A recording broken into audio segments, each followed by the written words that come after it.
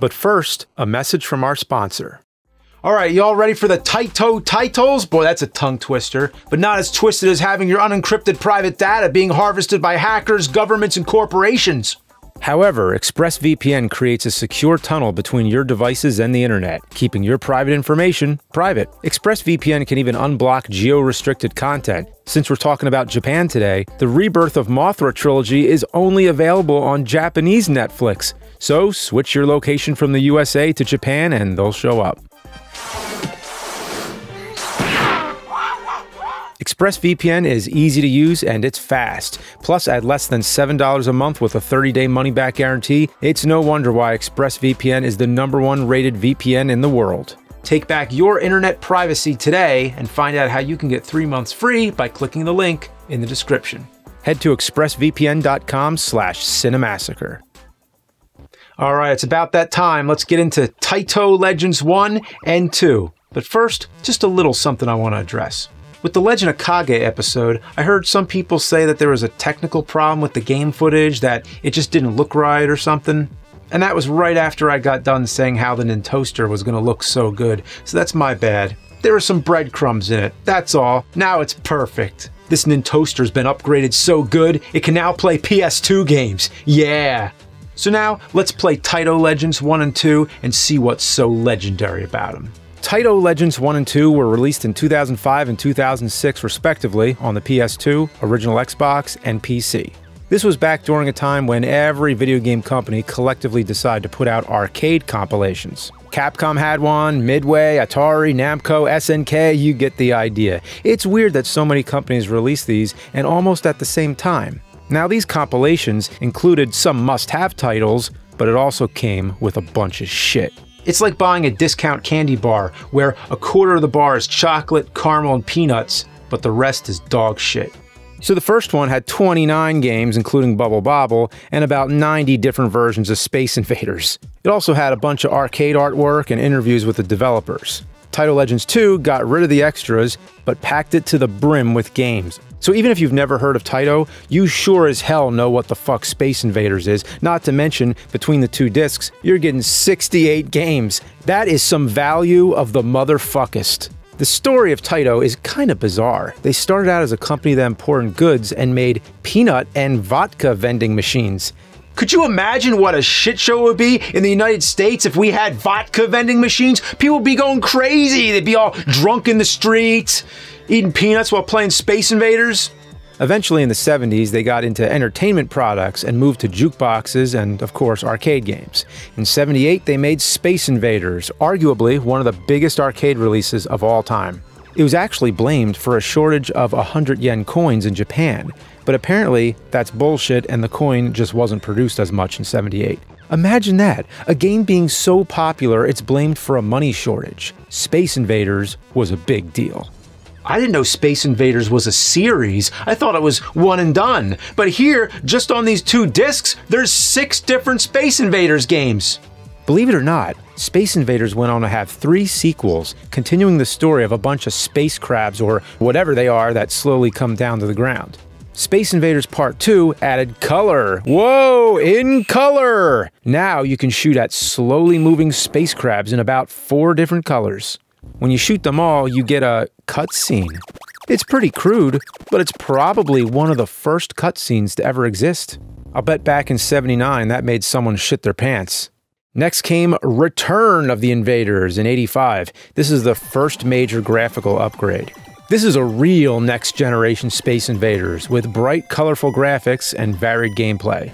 You weren't just shooting the same patterns as the originals. Now, enemies swirled around and did all kinds of crazy-ass shit. This game is fucking hard, too. In '91, we got Majestic 12, Space Invaders Part 4. This is the one I find the most fun to play in the Space Invaders cinematic universe. They really improved on the gameplay, switching up enemy behavior in crazy ways, and the boss fights are challenging, and the gameplay doesn't get boring too quickly. And they also added power-ups like screen-clearing bombs, powerful lasers, and time stopping. Stopping time summons motherfucking Mothra for some reason. My favorite level is Cattle Mutilation, where you have to save cows from flying saucers. I like how they thank you when you save them. Overall, this is definitely a great entry and a lot of fun to play. After this came Space Invaders DX, a kind of enhanced version of the original. It starts with a weird text crawl. Space Invaders had a great vogue in 1978. This one has a couple different game modes, including the original and a parody game. The parody game is just Space Invaders with the sprites changed to characters from other Taito games. If you want a real parody game, get ready for Space Invaders 95, the Attack of the Lunar Loonies. This game is batshit insane, emphasis on shit, because literally, the character I'm playing as is a blue piece of shit. Seriously, 2 of the characters are named Toilet 1 and Toilet 2? I like Toilet 1 because he's apparently a Japanese-style toilet-type super weapon. How in the sweet name of shit could you not choose the Japanese-style toilet-type super weapon? This is the culmination of almost 20 years of Taito game development, blasting aliens as a talking blue shit coil. The graphics are super bright and colorful, but there's so much crap flying around the screen, figuratively and literally. Also, something I want to address before there's a million comments about it, Taito Legends 2 stretches the games to fit a 4:3 TV, but you can change this in the options menu, which would have been nice to know before I recorded pretty much all the fucking footage for this episode. And why they wouldn't make the original aspect ratio the default setting is beyond me. It is what it is. Taito felt that their games would be better received looking stretched to fuck, I guess. Other than Space Invaders, a lot of the earlier games featured on these compilations are either forgettable or total ass-blasting, shit-splattering diarrhea. There are a couple diamonds in the rough, but for some of these, we're just gonna rocket through like a turd traveling out your colon and into the bowl. Balloon Bomber is a game where you play as a cannon shooting at balloons with bombs tied to them. If the bombs land, they blow apart the floor and you can't roll there anymore. The more bombs that land, the more you're limited in how far you can move. It's fine, but it's like lame Space Invaders with a lame gimmick. I'd rather save my fake quarter. On to another balloon game, Crazy Balloon. Yeah, Crazy Balloon! You guide a crazy balloon through a maze. It's probably the best game I've ever played in my life. I swear to— no, I'm just kidding. This game is boring as fuck. Next. Colony 7, it's Missile Command, but shitty. I can't play this for more than a few minutes. That's it. Next, again. Phoenix is another Space Invaders-like game, but it has weird bird aliens. It kind of feels like Galaga, but it actually predates it by about a year. You play as a weird crawling ship and just shoot everything. The sound is awful. It's constant trilling and sirens all throughout. It gives me a headache. There's a boss fight, which is kind of cool, but the sound just makes me want to shut it the fuck off. Lunar Rescue. It's basically a mix of Lunar Lander and Space Invaders. This one's actually kind of fun. You land on platforms and avoid meteors going down, and then pick up a guy and fly up shooting through Space Invader-y type enemies. It's okay. So then there's Rime Ice, or however it's said. It's a futuristic Pac-Man. Instead of a yellow circle guy in a maze eating circles, you're a future car in a maze eating circles. You can grab power-ups to help get through the maze, and there's even boss fights. Also, every once in a while, you get a cutscene of this guy. I don't know what the fuck kind of drugs these game designers were on. If Rime Ice is a future Pac-Man, then the electric yo-yo is Pac-Man if he were a yo-yo. Taito were the experts at providing the perfect putrid platform for their game developers to piss their shit onto, like finding the right cat litter. I mean, you get the ideal texture, particle size, and natural herbal attractant, just so the cat can come in and say, this is a good place to piss and shit. But Jungle Hunt is a bona fide classic. I used to play this on the Atari all the time. The arcade is better graphically, but I like the Atari's music during the cannibal part better.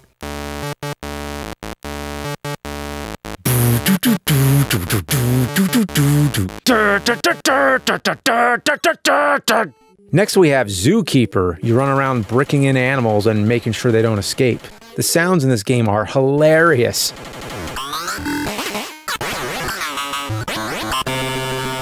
It's kind of weird that he bricks them in. I mean, that'd be a pretty shitty zoo. Yeah, imagine paying $20 to get into a zoo and then all the animals are behind brick walls. Like Roger Waters. I mean, there was the album, the Pink Floyd album, Animals. And then there was the wall. Here's the most metal fucking game so far. Civalian or Civalian? Civalian. You control the Mecha Dragon, a robot motherfucking dragon in space blowing fire on everything. This game seems like it'd be amazing, but you die so easily. I mean, how in the hell do you make a game about a Mecha Dragon suck? That's a letdown. Plump Pop is another game that is kinda like another game, but with a twist. It's Breakout or Arkanoid, but instead of launching a ball at blocks, you're launching your child at flying saucers. It's a game about child endangerment in the name of saving the world from aliens? Imagine if the only way to save the world was to launch your only child into the fucking stratosphere, smash into UFOs! Oh my god, just for a Medal of Goddamn Honor! Frontline. This game is basically the prelude to Akari Warriors, except even worse. I mean, holy shit is it bad. This might be the worst game in the entire collection. So, unlike Akari Warriors, here you play as a guy who's constantly unhinging all of his joints. His legs are all floppy and he can't hit shit with his gun. I'd rather brush my teeth with aardvark shit that's ground up, digested dead ants all stuck in my teeth. Fuck this game. Wild Western is shitty too, but not as shitty as Frontline. But it's damn close. It's hard as fuck to hit anything, and it controls like ass. The best part of the game is the fucked up looking horse in the cutscene between levels, and it looks like it has Homer Simpson's mouth or something. The Fairyland Story is a pretty bizarre game. It's one of those games where you have to clear the screen to move on like in Bobble, but here you play as a witch who turns enemies into cakes. After a few levels, she rides around on a goofy-ass wingless dragon. Also, in the later levels, there's crosses and shit in the background, and you have to fight the Pope. What in God's name is going on? Don Doko Don is another similar game. You're a gnome in Maryland. Not sure if they meant Maryland or Maryland or the state Maryland. And you clear screens with the saddest attack ever. I mean, it's hard as shit to hit anything because your hammer has 0 range. Yeah, I hate this game. Kiki Kai Kai is a weird one. It's almost like a shoot 'em up, but not. It's actually a prequel to the SNES game Pocky and Rocky. You play as a Japanese priestess whose family gets taken away on a boat or something, so you set out to save them. It's insanely hard and has no continues, so I didn't get very far. One thing, what is this snake? What is this snake here? What is this thing coming out of the shrine? What is this shit? Kicks, Super Kicks, and Volfied are all the same game, really. You draw lines and try to clear away parts of the level while avoiding enemies and stuff that fly around the screen. Shack and Pop is a game that has all the enemies from Bobble. I think it's kind of like a prequel or something. You play as some kind of thing named Mr. Chakin, and your hearts get stolen. So you navigate a maze to find and release them. The game plays like garbage. You drop bombs to attack, but they kind of just do whatever they fucking feel like. Sometimes the bomb goes in front of me, and sometimes behind me. But either way, I always end up dead. Yeah, I beat one level this piss puddle, and would rather punch myself in the nutsack than play another. I've talked about Bobble before, and you all know the gist of it, but here's the sequel, Rainbow Islands. I'd never guessed that this was a sequel to Bobble, but it says right there on the title screen, the story of Bobble 2. Well then what about Bobble 2 on Nintendo? Oh, we'll get into that some other time. You play as a chubby kid in a lederhosen with the magical ability to throw rainbows. What's kind of cool is you could even use them to walk up to higher platforms. I mean, it's a pretty competent platformer game, but it scrolls upwards instead of sideways. So even though it feels very different than Bobble, I gotta say, it's pretty fun. Another game related to Bobble is Bust a Move Again. Later on, the Bobble dragons would even show up in the series. This is one of the most addicting games in the compilation. Each level's background moves forward in time. You have the Big Bang or something, a caveman, and Jesus Christ, what the fuck is that thing? Oh, fuck this game. I never want to see it again. Taito did some puzzle games well, and others not so well. Plotting is garbage fire. You throw blocks at other blocks. It has weird music and bland as hell graphics. And that's it. 2-Bit and Cleopatra Fortune, on the other hand, are pretty cool Tetris-like games and are really easy to sink some time into, especially 2-Bit. You know, this is a good game. I should play it some more, but I got too many shitty games to get to. Poochie Carrot is a weird one. Who would have thought with a name like that? It's like Breakout, but this time you have to knock down jewels. If you miss, the jewels get lower. I died right away, then got super lucky and fucked up the computer player. But those characters in the background are so annoying. They jump around and yell and do a bunch of weird anime shit. It's super distracting and makes the action hard to follow. But even weirder is Camel Try. Why is it called Camel Try? Well, because there's a camel in the logo. Why is there a camel in the logo? I have no idea, because there's 0 camels anywhere in the game. It's all about navigating a marble through a rotating maze. Maybe it's meant for camels to try? Oh, can camel try? Can camel try? Camel try? Taito also made some pretty decent shooting games like Battle Shark. In the arcade, the machine actually had you looking through a periscope and firing at things. But on the TV, it's very plain. You shoot torpedoes at other subs. I mean, it's okay. Let's get to work, Battle Shark! Space Gun is an alien-inspired shooter. It's really bloody, too. Alien chunks splatter on the screen, and they explode in spectacular fashion. There's people you can save, but I accidentally shoot them. They run at you while you're in the middle of a firefight, so it's their own damn fault. Fucking idiots. There's a game here called Operation Wolf, where every time you fire the gun, the screen flashes in a way that's so horrible, it could possibly cause seizures. I'm not joking around, and for that reason, I'm not going to show it. So this makes it a rare instance where the game is actually so bad that I can't show it for safety and health reasons. Luckily, the sequel, Operation Thunderbolt, gets rid of the flashing and is a lot more fun. The action is pretty intense. You play as a Green Beret fighting terrorists and saving hostages. They're as dumb as the ones in Space Gun and just run at you while you're firing. You destroy everything: terrorists, tanks, jeeps, boats, fighter jets, and with nothing but an Uzi. I mean, damn, that fucking Uzi is a weapon of mass destruction. Nukes would look at that Uzi and say, nah man, fuck this, I'm out of here. I like how the terrorists drive tanks through the hallways of their office buildings. How do they get in and out? At the end, you have to save the pilot. I think you can accidentally kill him, but I was too good and wasted the leader and flew the hostages home. All in a day's work for the Green Beret guy and his magical Super Uzi. So now from light gun shooters to shoot 'em ups, Taito had a lot of really good ones, but one that sucks crocodile cock is Tokyo, which could be a typo because it takes place in Tokyo. It's slow, boring, and when you die, you have to wait for the game to reset. And there's no continue, so if you die, that's it. The projectiles are practically invisible, so I die constantly. You can get power-ups, but they can actually be shot down. Just skip this one.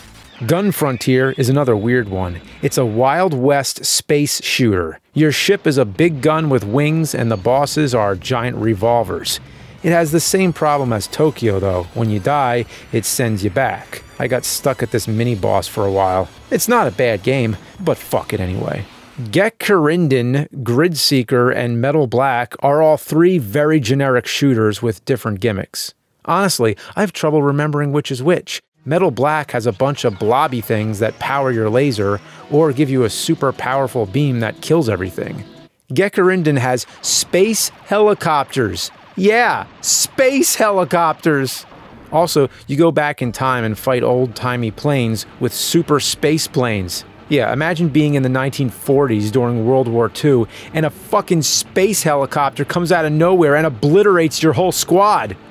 Grid Seeker tells the story of the Second Persian Gulf War that happened in the distant future of 1999. So it's sorta like they kinda almost predicted the Iraq War. Although, the big difference, there was no giant fucking octopus tank. Raystorm is a mediocre 3D shooter. It looks awesome, but it plays like the rest. Taito also included Darius Gaiden and G Darius, which are pretty popular shoot-em-ups. They're fine, I guess. They play mostly like R-Type or Gradius. G Darius is in 3D and has an attack that lets you take possession of enemy ships to use as weapons. They're pretty cool games, but what I don't understand is why the fuck all the bosses are giant fish robots. It's the strangest theme I've ever seen in a shooter like this. They all have weird-ass names like Ancient Dozer and Prickly Angler. I think I asked this earlier, but what were they smoking? The best Taito Legends shooter I played has to be Exixius. Exixius? This game is a blast to play. You play as a flying dude who can turn into a ship. The difficulty is fair, so you know what? This is another one I thought would be ass, but I'm gonna have to give it a pass. Of course, this being Taito, there has to be a cutesy shooter. And here you have Insector X. You're a cute character shooting cute bugs in cute levels.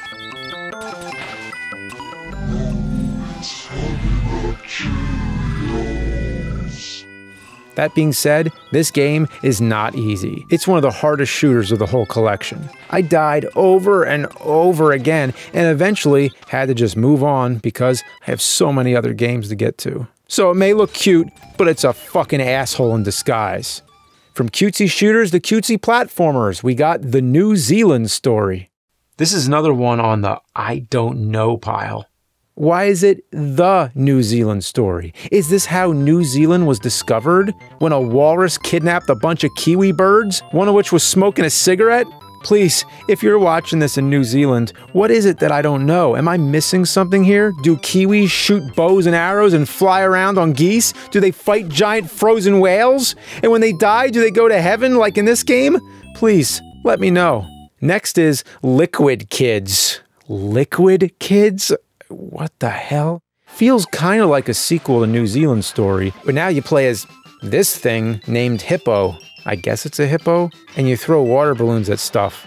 It's another batshit drug-fueled acid trip, but you should be used to that by now. I kinda am. Bond's Adventure. In Japan, this game is called Hell Tour. Trust me, just wait. This game is fucked up. It may look like a fun, cute game, but this shit gets dark. The game starts off like every other Taito game. It's difficult but fun, and you go through the levels, fighting monsters and platforming, and then you reach it. The Bloody Pond, a level that has absolutely no place in this game, or any game. There's no music, just the sound of a blood pond sloshing around. Decaying limbs stick out of the blood and eyeballs bounce you around. This menacing fish thing follows you as you desperately seek the exit and end this nightmare. By the way, this game was made by Kenji Kaito, the guy who produced Tomba, Ape Escape, and Shadow the Colossus. Wow, he's fucked up. Now to lighten the mood, who likes some sports? Hopefully you do, because Taito has sports titles. Full disclosure, they all suck. But we're doing them all, so sit tight. Alpine ski? More like alpine pee. Seriously, this game is ass and a half. If I could, I'd throw this game across the street into my neighbor's yard so they could be like, what the fuck is this? And then throw it away from me, because I'm not soiling my trash can with it. Continental Circus is pretty much like Pole Position, with better graphics and horrific explosions. Well, that driver is DED dead. Hat Trick Hero is a shitty soccer game, but it does let you play as Guile on the USA team. Nah, just kidding. But why do Japanese people think Americans have that triangle-ass hairstyle? Yeah, so this is another boring one, and oh look, I scored a goal. Good, I'll turn it off now. The only sports title worth a shit is Great Swordsman. It's a fencing game that's pretty fun. You can attack high, medium, and low, and just try to jab your opponent. Sometimes you can even knock off their helmet. What is going on here? Do the judges all look like Adolf Hitler? Oh my gosh, what the fuck? The second level is Kendo, but I sucked at it and died. That brings us to the next game, which plays like a pseudo-sequel to Great Swordsman, Gladiator. You walk automatically through a dungeon, avoiding bats and fire. Eventually, you reach an enemy, and the game goes into a one-on-one fight. The point is to knock their armor off and strike the exposed part. If you win, you move on to the next one. If you lose, the guy does an awkward jig over your corpse. You fight a woman at one point who laughs and celebrates when she knocks all your clothes off. I couldn't beat the boss. He's some guy who blows fire. I don't know. Fuck it. Next game. Thunder fucking Fox. You're a shirtless badass running into enemy lines, stabbing the ever-loving shit out of anyone stupid enough to fuck with you. This game's pretty awesome. You can get into vehicles and pick up a bunch of weapons like grenades, handguns, flamethrowers, and missile launchers. Level 2 starts off like a side-scrolling shooter as you make your way to a flying battleship. Then when you reach the ship, you get to mow down enemies in the sky. This one's also a lot of fun. Also, I love when you get sucked out the doors of the ship. It's hilarious. Whoa, look at him go! Next, we have The Legend of Kage. Oh, no. It already got its own episode. That greedy son of a bitch can go suck a shit out of an orangutan ass. Next is Rastan. You're a Conan-type barbarian laying waste to a whole bunch of enemies. Bats, lizard people, four-armed skeleton guys, all shall fall to the might of Rastan. It's fun, but it's hard, especially in level 2. If you die, you get sent back to the beginning, which is brutal. The sequel is Nastar, which is Rastan spelled backward. Wait, no, it isn't. It's just Rastan scrambled up. I mean, what kind of gimmick is that? It would be like making a sequel to Mario Brothers and calling it Maroi Brothers. Anyway, this game's kind of lame compared to Rastan. It has cutscenes, but good luck reading dark blue text on a black background. Even when you can read it, it makes no sense. I have opened a fire? Huh? The best part of this game is when he jumps in the air and thrusts the sword downward, it looks like he's sawing his dick off. He is sawing his dick off! So the sequel to Rastan was lame, but one sequel that blows its original away is Elevator Action Returns. The original Elevator Action is a decent old-school arcade game. You play as a secret agent moving through a building, collecting intel, moving down elevators, and fighting off enemies. You make it to your car and then speed off. Elevator Action Returns takes that concept and ramps it to 11. This game is awesome, with expansive levels that sprawl and change as you move through them, and tons of enemies to fight and different weapons to collect. You also get to play as 3 different characters, Cart Bradfield, Eddie Burritt, and Jad the Taff? Jad the Taff? I mean, what does that mean? He's the Taff? So of course I become the Taff and blast everyone to hell. I love this airport level where you just crash a helicopter and come out shooting. Talk about making an entrance. Also, this transition between the exterior and interior of the plane is really neat. This game is mindless, but I love it and I play the shit out of it. Next on the list we have Curry Kinton. It's another weird one. You're a karate guy who rides in on a moped, shoots Hadoukens, and can meditate to make a shield. It looks neat, but it's super repetitive. Well, we're getting down to the wire now. Only a few games left, but don't worry, I saved the most Taito-y Taito games for last.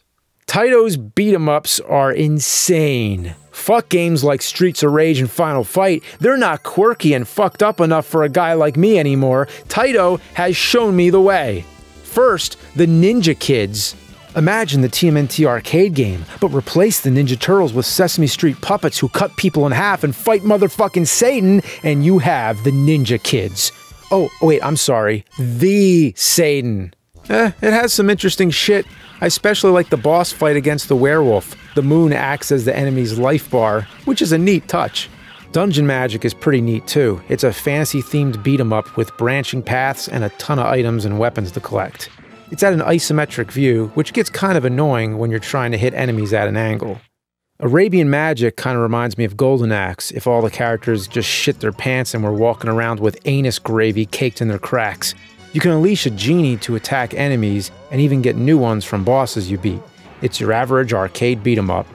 Growl, however, is anything but average. How so? Well, you play as Hulk Hogan and Indiana Jones!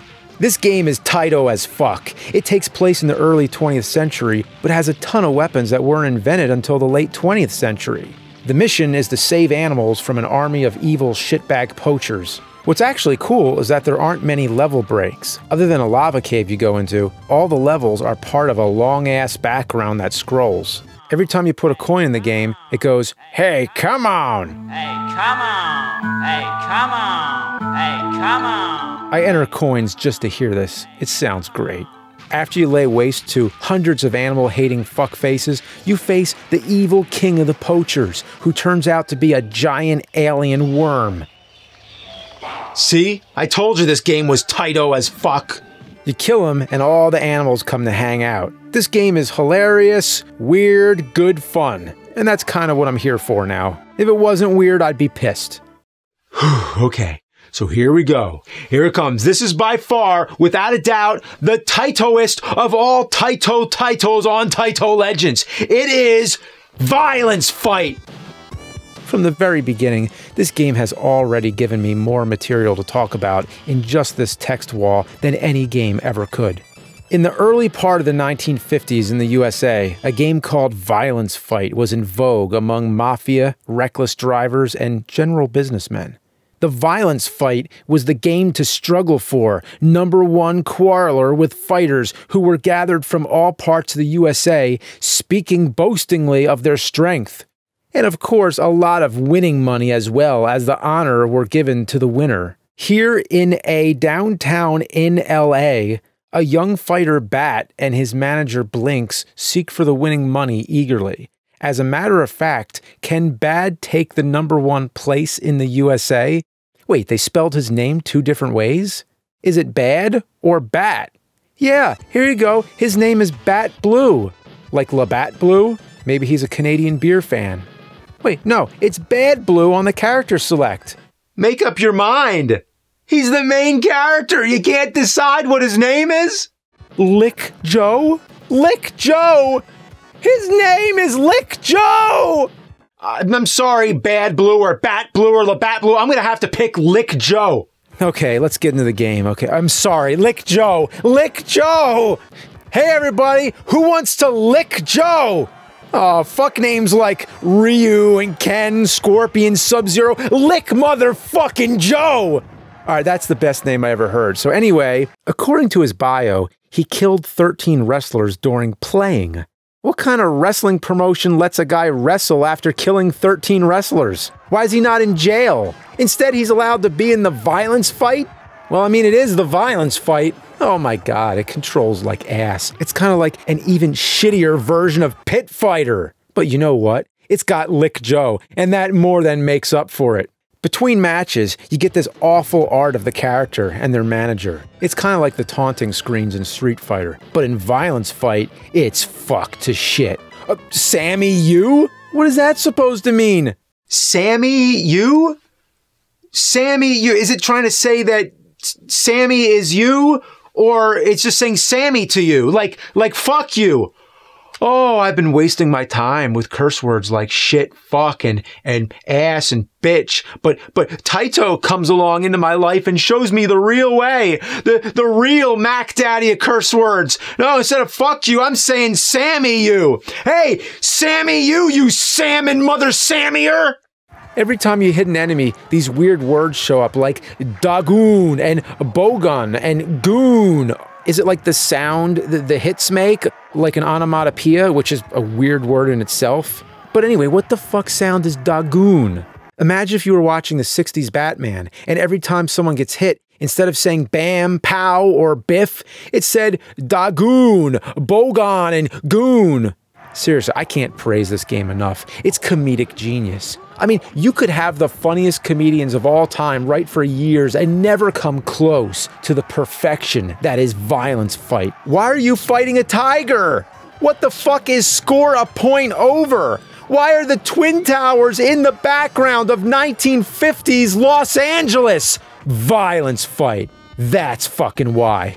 The first rule of Violence Fight is you talk about Violence Fight. Fuck Mortal Kombat or Street Fighter or any of these other fighting games on next-gen consoles. No! I want fucking Violence Fight!